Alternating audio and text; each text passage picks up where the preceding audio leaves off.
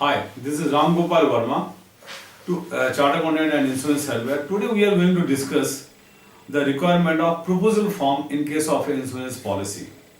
In case of a burglary or any loss has taken place, so naturally insurance, you would also see, insurance company would see what is the insurance policy. Now, insurance policy is sometimes not mentioning lot of details which are not mentioned in the proposal form.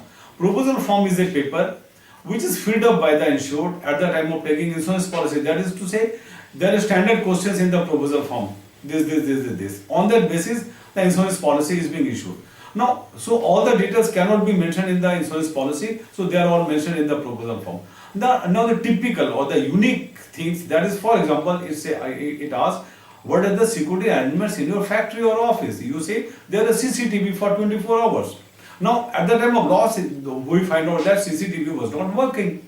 And insurance company, for example, they have given you 10% discount in the insurance premium because you have very good CCTV in the office or in the factory. But at the time of loss, it was not working because of certain problem. So in that case, insurance company will have all the rights. Look, I am responsible only if there is a CCTV.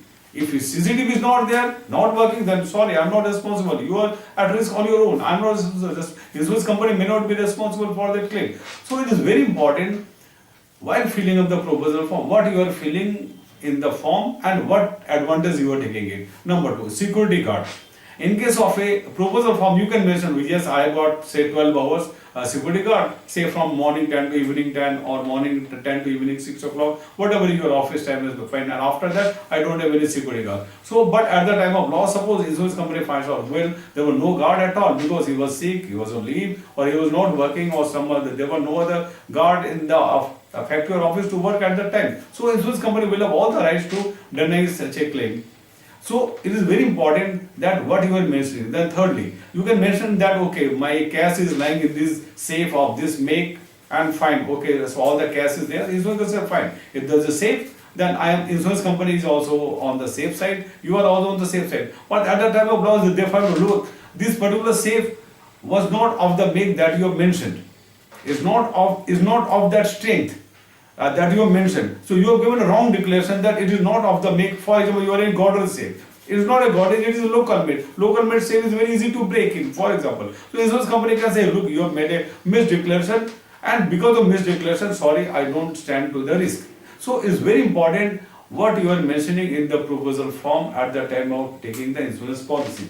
Now, for example, there can be a time that you can say that, okay, apart from this, I am taking this and this more care. For example, okay, well, there is a round-the-clock security, there is CCTV, there are safes, and there is completely whole factory is locked and sealed, whatever things. And insurance company say, okay, fine, okay, for that I am giving you, say, for example, 10% discount. So you have to stand by to whatever you are mentioning in the proposal form, which is the basis of insurance. So when the basis of insurance, that is the proposal form, is wrong, then the whole contract is also wrong. So insurance company may say that, look, we are not responsible for this loss because you have made a wrong declaration.